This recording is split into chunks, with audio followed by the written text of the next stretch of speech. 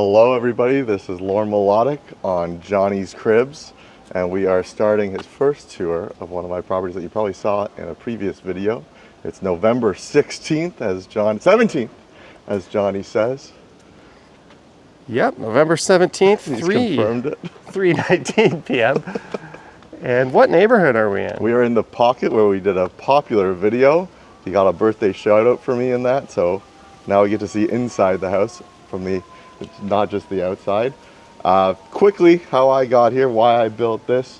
Up until the pandemic, I was teaching workshops in LEED certification, which is how to make buildings more energy efficient, water efficient. And I still do that, but I was traveling to like 100 cities a year doing these 5-hour crash courses. And then a world stopped, as we know. And so now I do mostly webinars. I needed a place to live back home. And as you know, housing prices are insane here. And so were rents early on, right before COVID and right after it. And we need to bring rents down. We need to bring housing prices down. And we simply just don't have enough units. So when I was looking for a house, I couldn't support it myself. So I love Leslieville, as you can see. And I built a triplex to subsidize my mortgage. And that's where I'm living right now, still to this day. I'm an engineer by trade, but I've never really practiced in it. So it was a lot of long learning curve, but building is quite expensive, especially during the pandemic with labor and materials skyrocketing. So I need to save a lot of money. And the key is when you own the house, if you want to indulge in this endeavor, you can do your own drawings. So you can design everything yourself. If you need an engineering stamp for something, you can get that stamp specifically, but you can do most of it. They even accept hand drawings in the city of Toronto. So that was my first project. I learned more. But obviously you have some kind of skill and talent. Like if I drew a house and they built it, it would it wouldn't look like this, that's for sure. All you need to do is really, you can hand draw even just the structural makeup of it, get an engineer to tell you how it's going to stand, and then do all the finishings and all the details yourself as you go through. Could you pump that into like ChatGPT and say? Well, no AI yet back then. No AI. So but could you do that now? For sure. You can definitely. There's so many good tools of, here's my lot size, here's what I have, whether you're building new or not. You can put a lot of these factors, but definitely a lot of quality control needed. Neat. So what we're going to do is we're going to go in the property. It's 3 floors. We're going to take a look at each one. Lauren's going to give us a guided tour. Just to put a little perspective on where we are south of Bloor Street. So Donland Station is what, like a 8-minute walk in that direction? You're right. So we're nice and close to the subway. It's the Pocket. So we are in Finn Park. Leslieville, just west of Riverdale. East of Riverdale.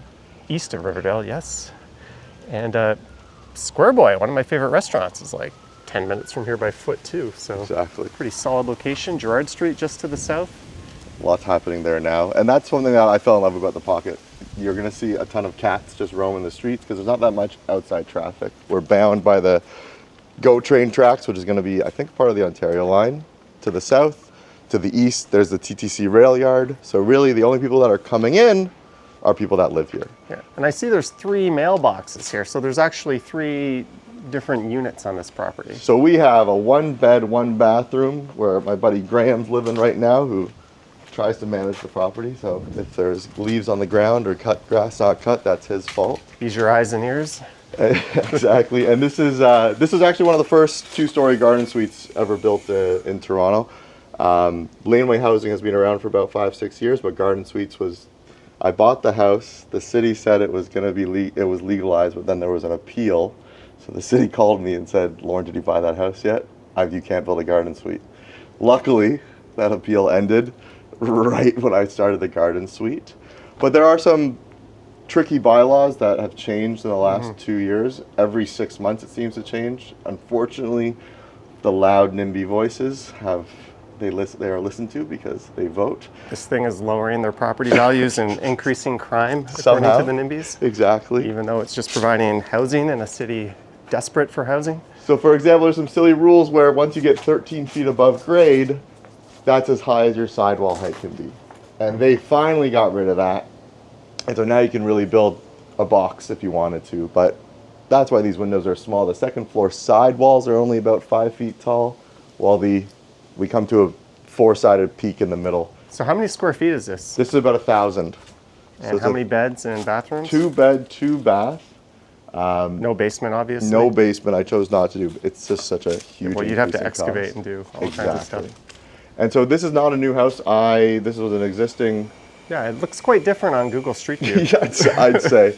I would definitely say that. So do you want to head inside? Absolutely. There's the entrance to the basement. We got some someone stole my garbage bin, so we just got a brand new one. Now I have a sticker on it. Nobody's taken it again. Yeah, that's gonna stop them. So that was actually an old horse stable. So it was never even used as a garage, but there were still the cutouts for the horse's head to stick out of it. Yeah. All the hurdles for building like laneway homes and garden homes are just ridiculous. Wouldn't you say? Like, they're getting better. but don't you still need like sign off from the fire department even? Because they got these giant trucks that are super inappropriate for the tight spaces in these areas. So a lot of the East End can't build a garden suite because you need a meter or 3 feet of access beside your house on one side of the houses. So if we get a chance to go to my next project, that's the reason I had to tear it down. Because I didn't have a meter on either side and I had to move essentially the footprint. So this whole thing, every fixture, every texture, every surface was handpicked by you? You got it. And then some items like composite wood. So this is the same as like you'd see on your decks. I got this direct from the manufacturer from overseas, and you can really save about like 80% that way. What I do though is very painful, doing it all myself. So you describe this as like upmarket, luxury? Yeah, a little above budget. builder's grade. A little above builder's grade is what you'd call it. And all the first tenants were great, but all the kinks have been worked out for the next one. So right now we're just doing some touch-ups between the old tenants and the new tenants, and Chris is helping out with that. And I really always dreamed of, like, the reason I became an engineer was I like Lego, and I always dreamed of building a single family home. So I built it in mind of somewhere I would like to live. You know, there's some things I would do different. I wouldn't do this again. You know, all the houses in the East End are quite skinny and long, and this just really shrinks your width here. So most people don't want to have a couch and TV here, even though. I'll tell you something I strongly disapprove of. TV mounting way up there. Yeah, luckily. Were your last tenants giraffes? No, so high. they had I know, eye level, right? They covered my holes with a nice painting. They were very artsy. That's just a pet peeve of mine. I agree. You don't want to look up. No. But I try to. You got small houses. You got to use every space. That's clever. So this is like a nice. The kids use it for like a nice sport, not inside or maybe. So you'd call this like a living room, dining room? Yeah. So I would have kind of a coffee table, chairs facing each other, dining room table here, and then I really love the kitchen. It is a massive, massive space. Tried to match, the vinyl flooring with the oak floating shelves and the oak stairs. But the kitchen kind of is what really sells a place in bathrooms. So I put a lot of effort into it. And everything's electric in this house pretty much. Including all the heat pumps. We'll see in 10 years, heat pumps have been the craze of the world in the last 5 years because now they can heat when we're under minus 20, minus 30. Can I peek into the fridge? Unfortunately, on cribs, I had to empty it all. So I appreciate that the fridge doesn't have like a TV built in or all kinds of nonsense that's just going to break and not work in a few years. when you're building rentals, less is more. So Yeah. Or when you're buying for yourself, everything is designed not to last. So Correct. I do not need an ice maker in my fridge. Or Tap Wi-Fi. water. We have the best tap water in the world. And then we just have a So the last tenant, they had like a TV up there, a couch here. No TV. So they just they covered it up. Yeah. Yeah, they just covered it. And then there's just a little half bath here. How many bathrooms in here? 4 or 3.5. I'm deducting points for no Japanese toilet, but They left their bidet upstairs for the next tenant, so that was nice of them. also you have your toilet paper installed wrong. It Well, has should to go under. You go. I'm over. Nope. I'll debate. That's objectively wrong. And I wanted to, there's a lot of code things like they keep on expanding how long your tread has to be, but I didn't want to do an overhang. I wanted to try it, but I got called on that. So if you see, we actually step back from the top to bottom to give you more foot space. So there's always solutions. What are these little plugs here? Oh, flip the switch behind you. Oh, those are lights. You got it. Oh, a little ambiance. Yeah, a little mood lighting. As we go into the primary bedroom where Chris is fixing up a couple, and this is, as the mood is set by the stairs where the magic happens, as they say. Hopefully, maybe. So other people set it up. Bed here. Behind Johnny is a walk-in closet with panels that I really like to use. There's where I'd mount a TV. Exactly. Foot of the bed.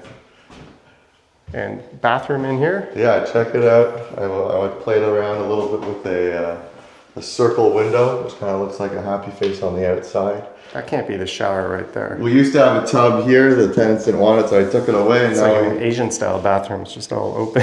or like a little dog washing area, whatever you want to use it for. So it's a very sailor-esque bathroom. Yeah, pretty These are funky. wild. As I said, I got some stuff from overseas, and some of it is experimental. There's your Japanese half quasi toilet. Sweet. Toilet paper wrong again. And take off. That's the point. tenants. That's the tenants. But you got a nice rainfall shower on that thing. That's nice. So there are bathtubs in here, or? So there's two other bathtubs that we're gonna go see in the. I'll get a quick peek at the walk-in closet. So I use this cabinetry for the kitchen and the garden suite. I really like it. It makes it bigger than it looks. It's big. And then here, I like laundry where your clothes live instead of in the basement. That's a thing that they started doing, in the 90s? I think so.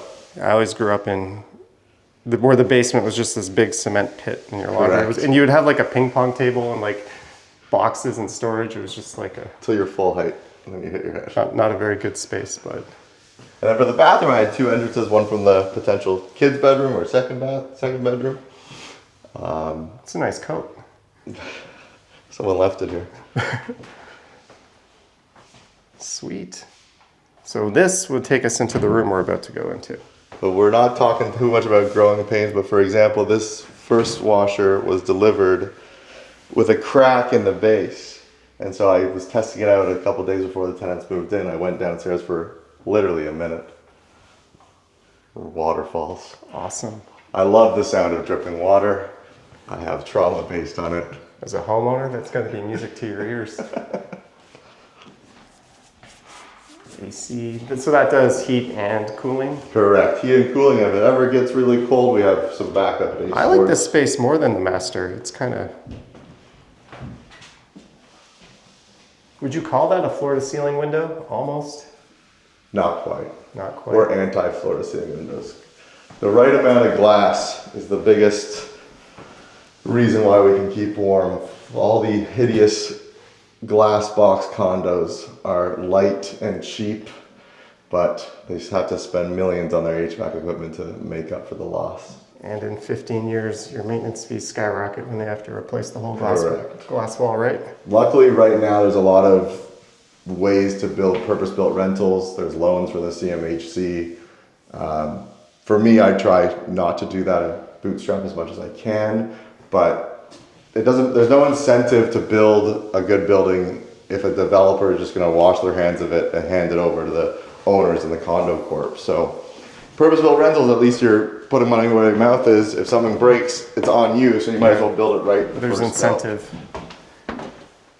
Yeah, there's been a boom in purpose-built rentals versus condos lately. Right now, it's the only thing you can really build to make any kind of profit. You can't flip houses anymore. You buy a house for a lot for $1 million, You put $1.2 million into it, another 200 could carry it, and you can't sell it for more than 2-3.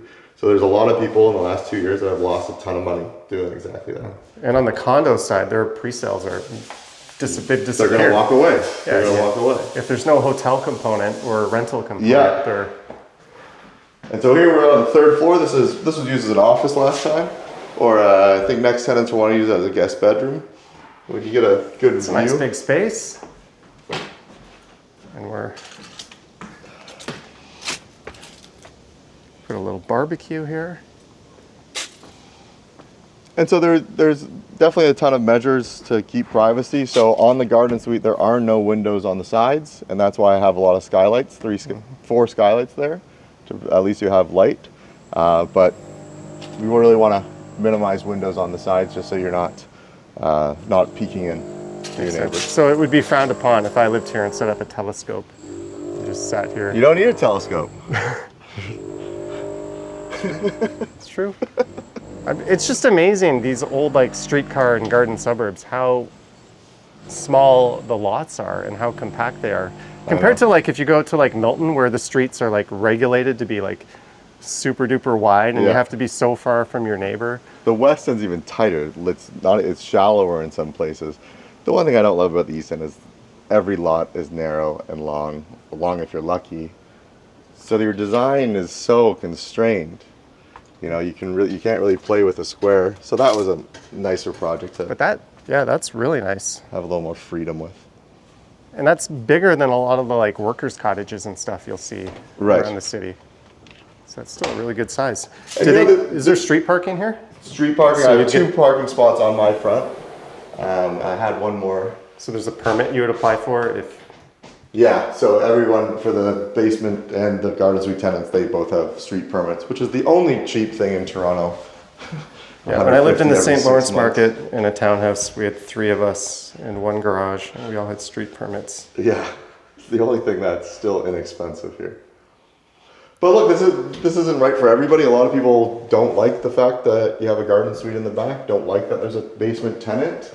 But when you compare it to a condo living, I don't really think a condo can hold a candle. I don't need to wait for the elevator before I have to wait for the train, in my opinion. I like to be able to walk out, and I think a lot of families do too. Well, options are good. Who does the landscaping and the snow removal?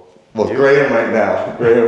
But if you leased this unit, that wouldn't be your responsibility, being like the... That's a funny question. Yeah, that's a big debate. So a lot of landlords, especially slum ones, try to sneak that into the contract that the tenants are, but it's supposed to be the landlord. Well, if there's a liability issue, it falls on the property owner. Right, exactly. Someone who's to insure places like this. So right now I have where I live, the triplex, then I live in the top floor, this one, and then I just broke ground on one that I bought almost 2 years ago because it's a big, long 22 by 165 lot. But the city keeps on changing all the rules for multiplexes, and that's going to be a 4-plex with a garden suite, where I might move in. We'll see. This is a fantastic room, by the way. How they set it up, they had their couch where Chris is, a second kind of office space. Did they have a window treatment on that angle, like a curtain rod, or like how do you? I gave them one. They took it away. So you just left it. The nice part about being this high is you can see them, but they can't see much of you. Yeah, you get the afternoon sun over here. Yeah, it's so far, if I ever made a company, it would be something like See the Tower with the letter C, because all 3 properties you can make out the See Tower. No one steal that, please. See the Tower. All right, I'm gonna. It's good. I'm gonna grab those domain names right after this. It's a good idea I had one day.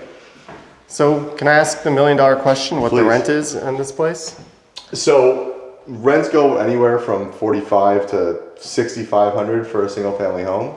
That's mainly if you have your own basement, you have your own backyard. Because we have 2 parking here, I was aiming for $5,500. The last tenants were $52,000, and I found really awesome people. It was just outside their budget, so they're moving in December 1st at $4,800. So it's not that high. It's enough to cover my mortgage and loans that I took out to build the building.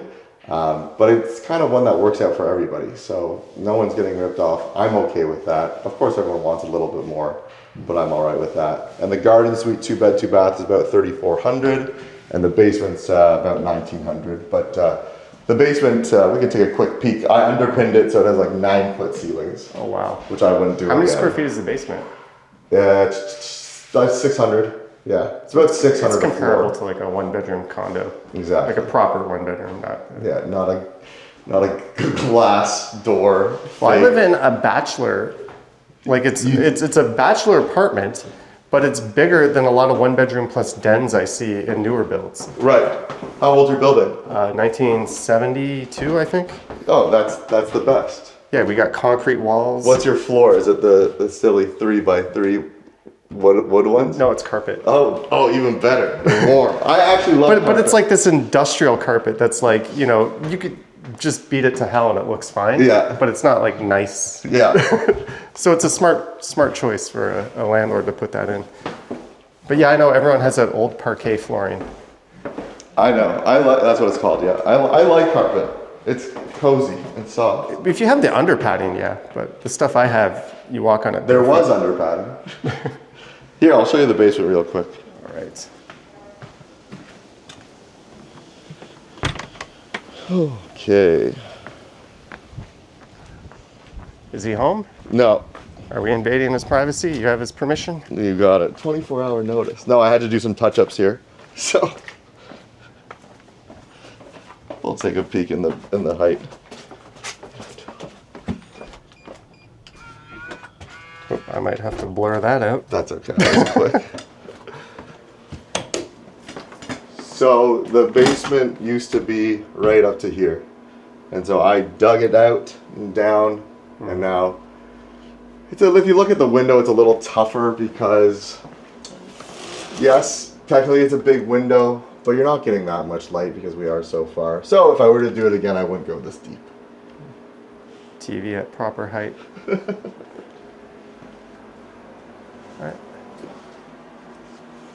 Yeah, this is like a proper size 1-bedroom. This is definitely bigger than you'd get in a new building. Yeah, you know, rents are only going to go down.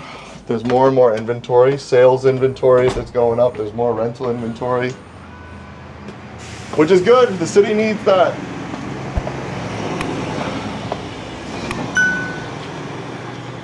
Well, I'm not sure if there's going to be a part 2 to this video.